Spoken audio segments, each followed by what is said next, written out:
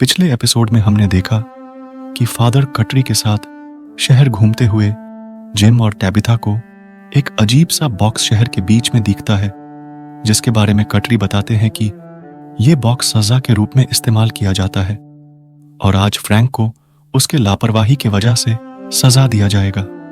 Boyd कोशिश करता है कि फ्रैंक उस बॉक्स में ना जाए और एक ताबीज लेके जंगल में भाग जाने के लिए बोलता है। जेड को विश्वास नहीं होता है कि उसके साथ कोई मजाक नहीं कर रहा है। अब आगे इस एपिसोड ने हमें रहस्यमय विक्टर के बारे। विक्टर जब एक बच्चा था तब उसने कई निवासियों की लाशें देखा था। उस समय पर भी सफेद पोशाक पहना हुआ बच्चा विक्टर के सामने आया था और विक्टर को उसके साथ खेल के लिए आमंत्रित किया था। मैं विक्टर पर विश्वास करता हूं, पति और क्या हो रहा है, इसके बारे में बहुत सारे सिद्धांत घूम रहे हैं और इस बिंदु पर हम सभी केवल अंधेरे में तीर चला रहे हैं। जैसे जैसे हम सीजन में आगे बढ़ेंगे, यह देखना दिलचस्प होगा कि क्या कोई विक्टर से बात करने के लिए समय निकालता है।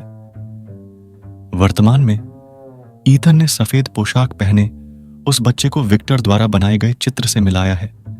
चीजें धीरे धीरे सामने आ रही हैं और इस तरह की कहानी के साथ यह ठीक है। यहां हमें फ्रैंक की मृत्यु के बाद बॉयड के बारे में अधिक जानकारी मिलती है, क्योंकि वह सही और गलत और बाकी सभी चीजों के बारे में आंतरिक लड़ाई जारी रखता है, जो एक ऐसे व्यक्ति में उत्पन्न होती है जिसने ऐसी सजा दी जिससे किसी की मृत्यु हो गई। आप बता सकते हैं कि बॉयड कुछ बिंदुओं पर मुश्किल एक धागे से लटका हुआ है और वह निस्संदेह अपना सर्वश्रेष्ठ कर रहा है, लेकिन उस पर किसी और की तुलना में सबसे अधिक दबाव है। वह शेरिफ है, वह नेता है, वह मूलतः इस अपरिहार्य स्थान का निर्णय करता है और उस तरह की शक्ति और नेतृत्व के साथ जिम्मेदारी भी आती है। लेकिन बॉयड केवल इंसान है, वह कोई मशीन नहीं है और उसने अन्य सभी की तरह ही खुद को अनुकूलित किया है, बस अधिक शक्ति लगाकर। जेड अब अधिक सहनीय है क्योंकि वह कम से कम कुछ हद तक अपनी परिस्थितियों को स्वीकार कर रहा है। हालांकि ऐसा लगता है कि वह ज्यादातर एड्रेनलिन और तंत्रिका ऊर्जा पर चल रहा है।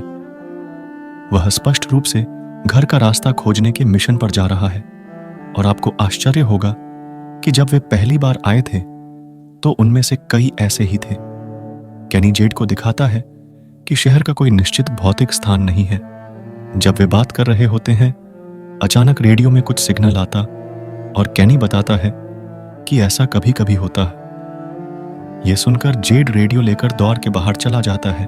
दूसरी तरफ कॉलोनी हाउस में जूली को पछतावा होने लगता है जब उसे पता चलता है कि वहां पे सभी एक दूसरे का सामान इस्तेमाल करता है और सांप्रदायिक रूप से रहते हैं। जूली गुस्से में टैबिथा को जिम और टैबिथा के बच्चे टॉमस की मृत्यु के कारण होने वाले तलाक के बारे में बताती है।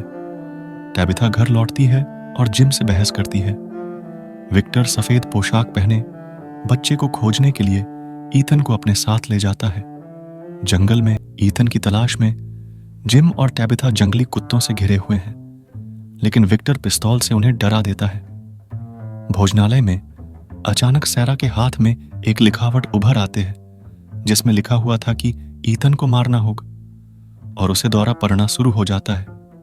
आखिर में हम देखते हैं कि विक्टर कॉलोनी हाउस के बाहर बहुत सारे कब्र खोद रहा होता है। आपको क्या लगता है आगे क्या भयानक परिस्थिति आने वाले हैं और सैरा क्या करेगी? अपने विचार कमेंट में जरूर बताएं। See you on next episode. Don't let your lantern's light go out. Till then, signing off.